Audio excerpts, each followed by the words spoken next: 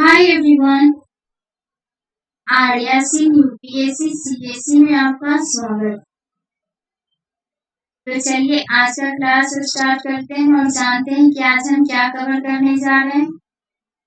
उदारवादी विचारधारा। ठीक है, आज हम ये पढ़ेंगे। पिछली क्लास में हमने क्या कवर किया था? गांधी विचारधारा।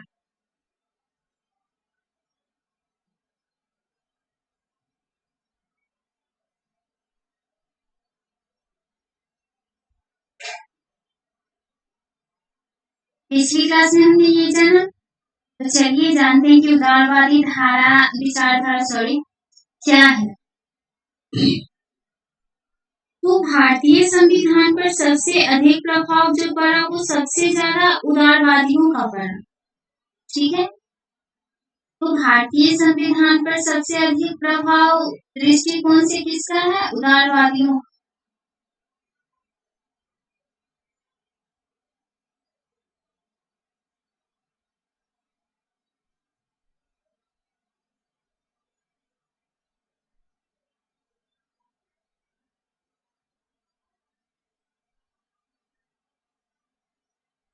ठीक है, उसके बाद मूल अधिकार का, उसके बाद धार्मिक स्वतंत्रता का, उसके बाद समान न्याय का, कानून के समक्ष समता का, वयस्क मताधिकार। ठीक है,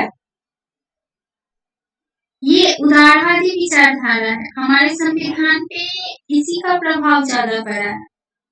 ये तो उदारवादी विचारधारा हो गया। अब एकीकृत विचारधारा क्या है?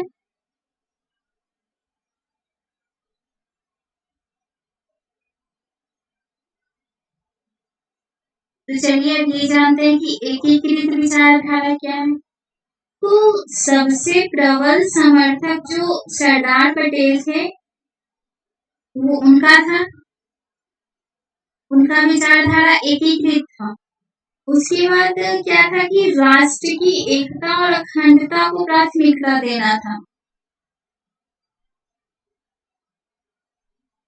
राष्ट्र में एकता हो और अखंडता हो, सबसे पहले इसको प्राथमिकता देना है। हमारे संविधान निर्माता ये सोचते थे, जो हम किसमें दिया हुआ है? अनुच्छेद 1 में। आगे हम कवर करेंगे अनुच्छेद को।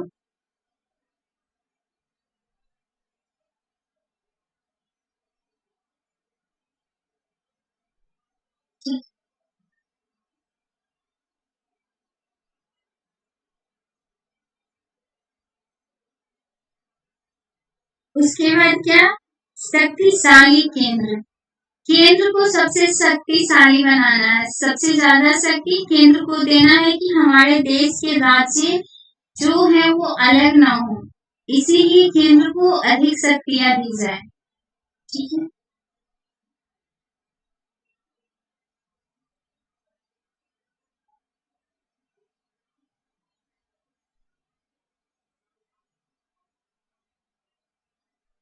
तो भारत की संविधान सभा ने 60 देशों के संविधान का अध्ययन किया है। जब हमारे संविधान निर्माता जब हमारे संविधान का निर्माण करने के लिए बैठे थे, उससे पहले उन्होंने 60 देशों के संविधानों का अध्ययन किया है। उनमें देखा हमारे संविधान निर्माताओं ने कि हमारे देश के नागरिकों के लिए इन परिस्थितियों के हिसाब से क्या चीज सही है और क्या गलत है। तो 60 देशों के संविधान से जितनी भी अच्छी चीजें थी उनको परिवर्तन करके हमारे संविधान में लिखा गया है। उन्हीं के जैसा सेम टू सेम नहीं।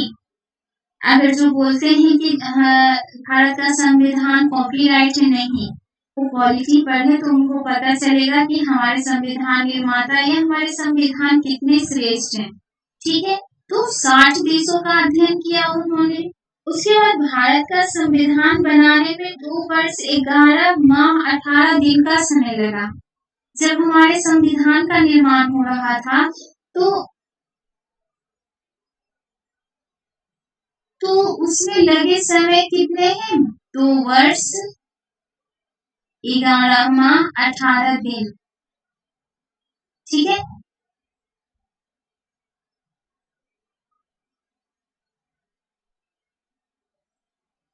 इतना समय लगा जब हमारे संविधान का निर्माण हुआ।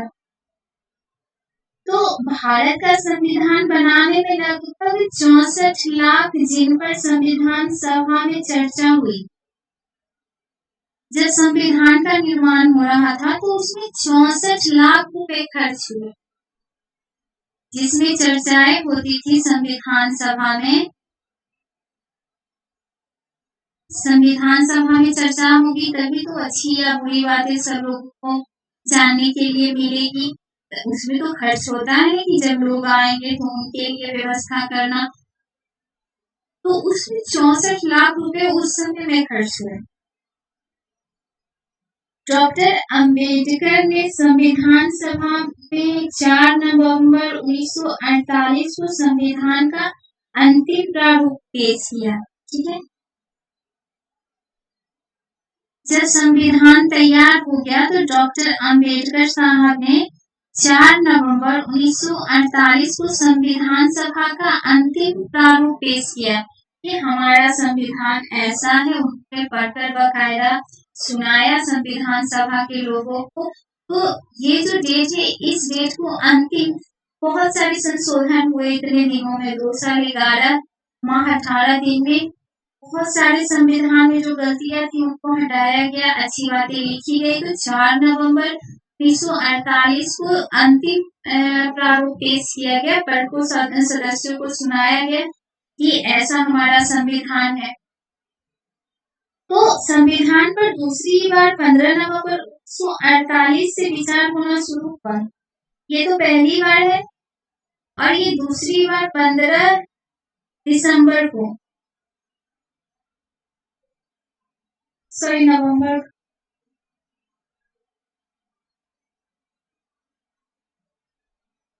विचार होना शुरू। उसके बाद यह कार्य 17 अक्टूबर 1949 तक चला। इतने दिनों तक चर्चाएं हुई, क्या सही है क्या गलत है। तो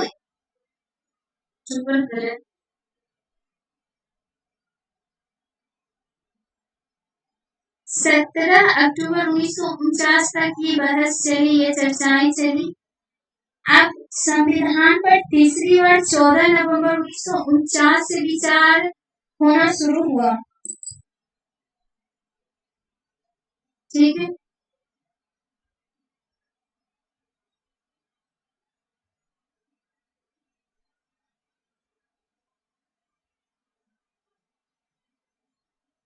ये जो डेट है ये 2 साल 11 माह 18 दिन में ही आते हैं। इतने सालों में पहली बार सभा बैठी, ये दूसरी बार सभा बैठी, ये तीसरी बार सभा बैठी। ठीक है, इसमें संविधान के प्रारूप प्रस्ताव को 26 नवंबर 1949 को पारित घोषित कर दिया गया। जब सभा में इतनी बैठकें हुई, इतनी बार सदस्य आए और संविधान को देखा, तो इसको अंतिम डेट 26 नवंबर 1949 को सब सदस्यों ने इसे पारित कर दिया। उन्होंने बोला ये सही है संविधान, यही हमारे देश का संविधान होना चाहिए। तो 26 नवंबर 1949 को पारित कर दिया गया। इस सभा में कितने कुल सदस्य थे? तो 299 सदस्यों में से उस दिन 284 सदस्य ही उपस्थित हुए थे सर। ये जो 299 सदस्य थे इस सभा में, तो उसमें 284 सदस्य ही उपस्थित हुए, इतने सदस्य नहीं आ पाए थे। तो संविधान सभा के सदस्यों में अनुसूचित जनजातियां हैं, उनके सदस्यों की संख्या कितनी है? 33। संविधान सभा में अनुसूचित जातियों के सदस्य थे तो उनमें से 33। तो संविधान सभा में महिला सदस्यों की संख्या कितनी? तो 15।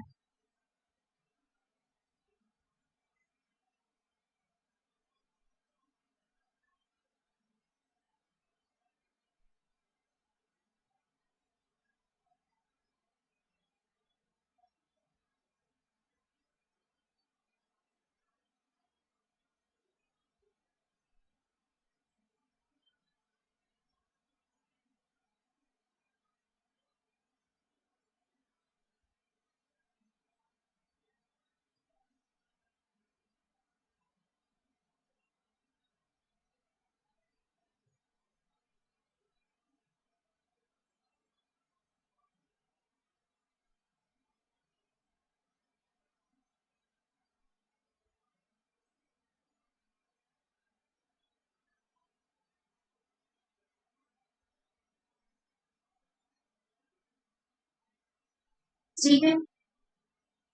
तो अनुसूचित जनजाति 33 थी और महिला 15 थी, और जो कुल सदस्य उपस्थित थे 284। चलिए,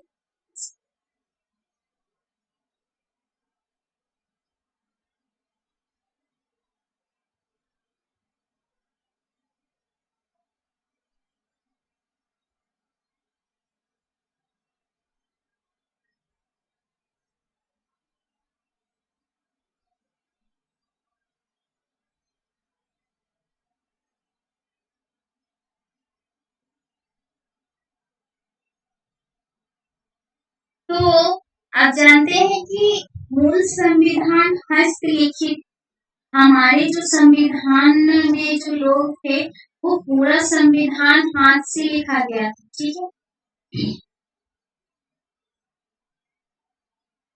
है। महिलाओं की संख्या,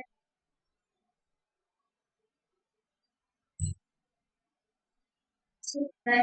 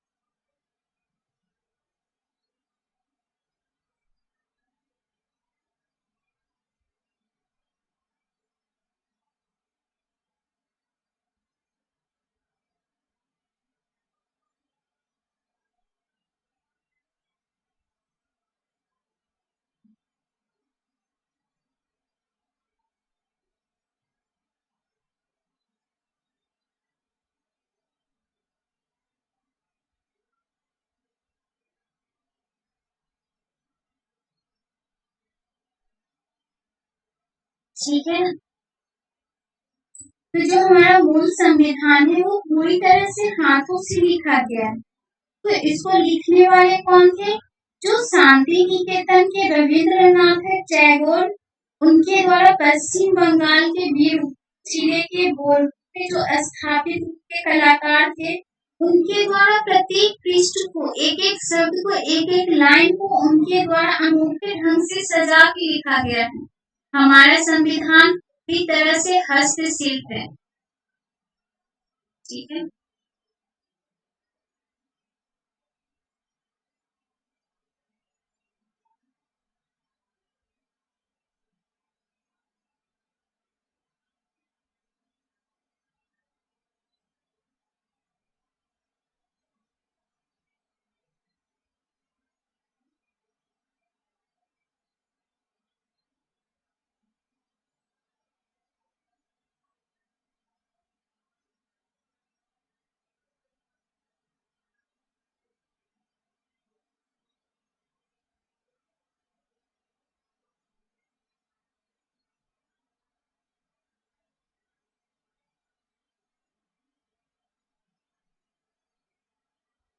तो भारतीय संविधान के स्रोत क्या है? उससे पहले जो ये कलाकार थे, सममोहन सिन्हा कौन कौन थे जो संविधान को लिख रहे थे? राम मोहन सिन्हा, नंदलाल बोस।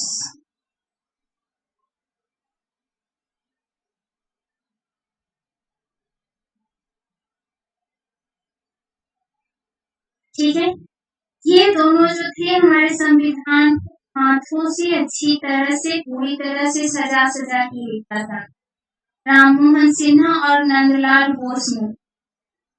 अब भारतीय संविधान के स्रोत क्या है?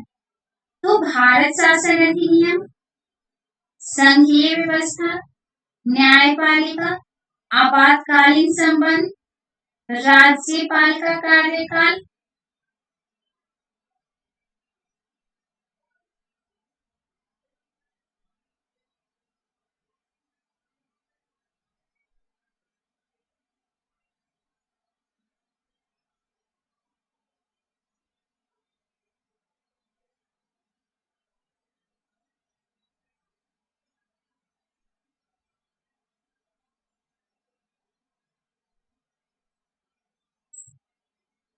लोक सेवा आयोग, प्रशासनिक विवरण।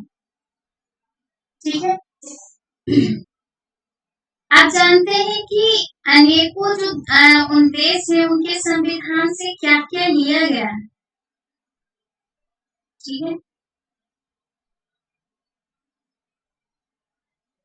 तो ब्रिटेन से हमने क्या लिया? जब 60 देशों के संविधान से हमारे संविधान निर्माताओं ने कुछ कुछ लिया, तो ब्रिटेन के संविधान से हमने क्या लिया? तो उससे हम क्या, संसदीय शासन प्रणाली, विधि का शासन, एकल नागरिकता, सदन, कैबिनेट प्रणाली और परमादेश, ये हमने ब्रिटेन के संविधान से लिया। और अमेरिका से क्या लिया हम? मूल अधिकार,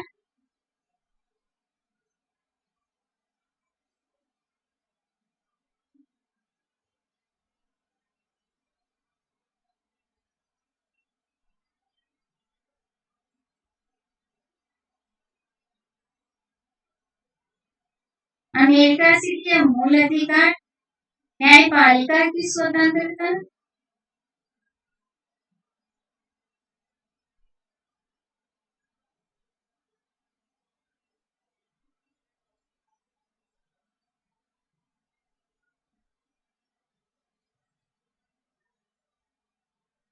न्यायिक पुनरावलोकन,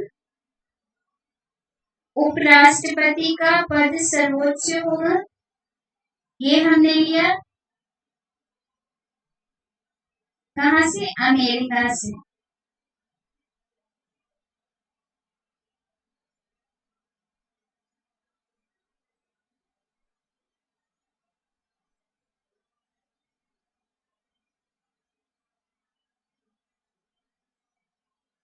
ठीक है।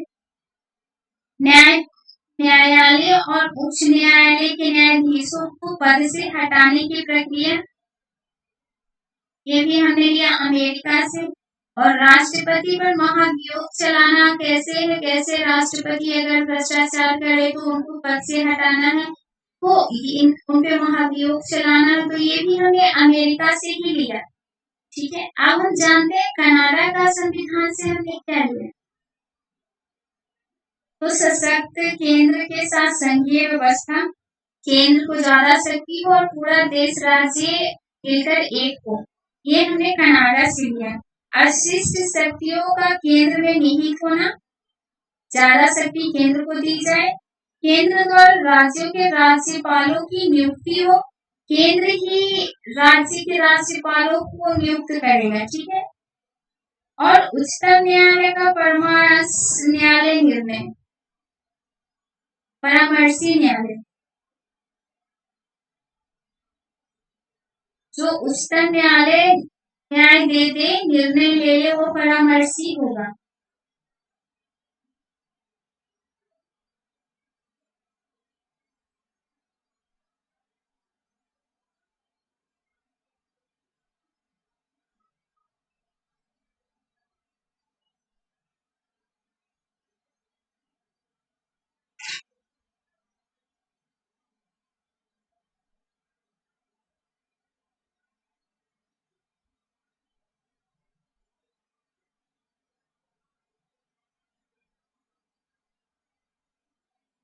अब जानते हैं ऑस्ट्रेलिया के संविधान से हमने क्या लिया।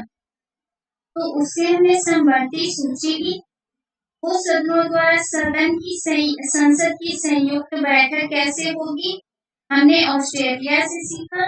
व्यापार और वाणिज्य की स्वतंत्रता, ये हमने ऑस्ट्रेलिया से लिया। समवर्ती सूची, दो सदनों द्वारा संसद की संयुक्त बैठक, और व्यापार और वाणिज्य की स्वतंत्रता। अब हम जानते हैं आयरलैंड के संविधान से हमने क्या लिया। तो उससे हमने लिया राज्य के नीति निर्देशक तत्व, गणतंत्र, सॉरी ये फ्रांस का है, आयरलैंड से हम यहाँ लिया।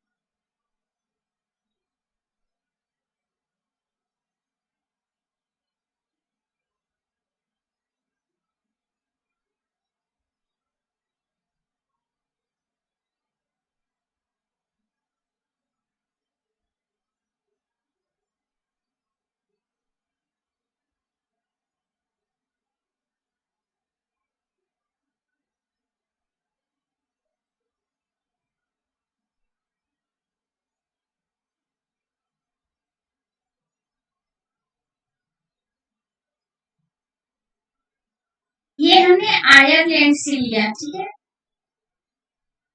राज्य के नीति निर्देशक तत्व, राष्ट्रपति के निर्वाचन की पद्धति और राज्यपाल के 12 सदस्य का नामांकन।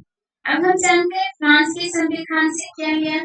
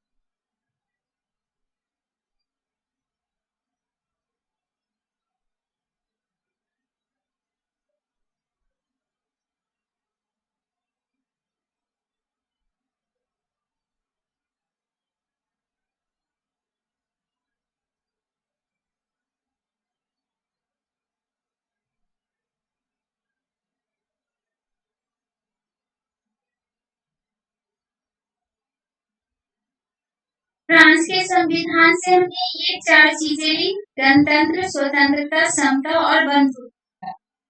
ठीक है, आप जानते हैं रूस के संविधान से हमने क्या लिया?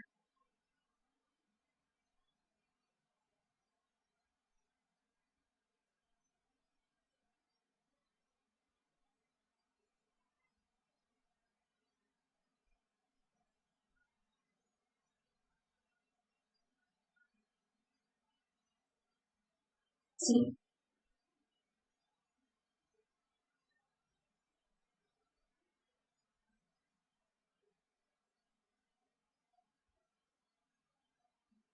रूस के संविधान से हमने क्या लिया?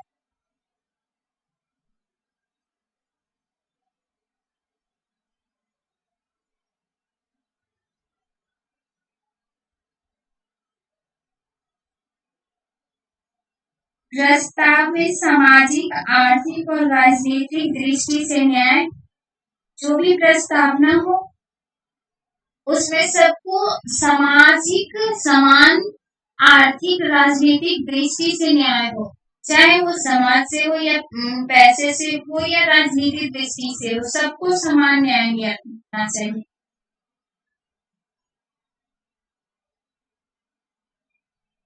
आप जानते हैं कि क्या भारतीय संविधान अन्य देशों की नकल मात्र है?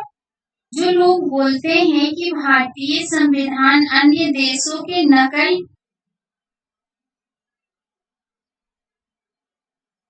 है, वही मात्र है। तो चलिए जानते हैं 26 जनवरी को ही संविधान लागू क्यों?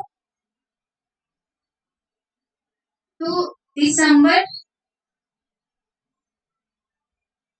1929 में कांग्रेस का जो लाहौर अधिवेशन हुआ था,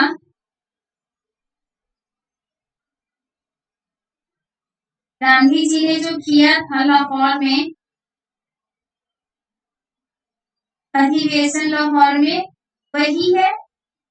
क्यों जानते हैं कि 26 जनवरी को क्यों लागू हुआ? तो पहला तो कारण ये है, और दूसरा है कि पंडित जवाहरलाल नेहरू की अध्यक्षता में ये हुआ और पूर्ण स्वाधीनता का प्रस्ताव पारित हुआ।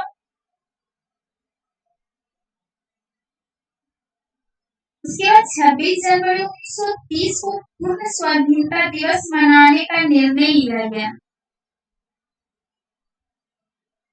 पहले ये समझते हैं कि 26 जनवरी को क्यों। तो 26 दिसंबर 1929 को कांग्रेस ने लाहौर में एक अधिवेशन किया था। उस अधिवेशन की अध्यक्षता कौन कर रहे थे? पंडित जवाहरलाल नेहरू। पूर्ण स्वाधीनता का मांग की कि हमें पूर्ण आजादी दो, हमें नहीं चाहिए गुलामी की जिंदगी, हमें अपनी जिंदगी अपने हिसाब से जीनी है, अपने सरकार के हिसाब से। तो वो पूर्ण स्वाधीनता प्रस्ताव पारित करने के लिए ये आंदोलन कर रहे थे। तो 26 जनवरी 1930 को पूर्ण स्वाधीनता दिवस मनाने का निर्णय लिया। गांधी जी ने बोला कि 26 जनवरी 1930 को ही अब हम पूरी तरह से आजाद हैं। तो इसी दिन पूर्ण स्वाधीनता राष्ट्रवादी आंदोलन का केंद्रीय लक्ष्य निर्धारण किया गया। इसीलिए जब संविधान लागू हुआ तो 26 जनवरी को ही, इसी डेट को ही हमारे नेताओं ने बोला कि इसी देश को, जब हमारे गांधी जी ने बोला था कि हम पूरी तरह से आजाद हैं, तो इसी डेट को हम अपने संविधान को लागू करेंगे। ठीक है, तो इसी वजह से 26 जनवरी को ही हमारे संविधान को लागू किया गया। तो चलिए आज की क्लास में हमने इतना कवर किया, अगली क्लास में और आगे कवर करेंगे। Thank you, bye.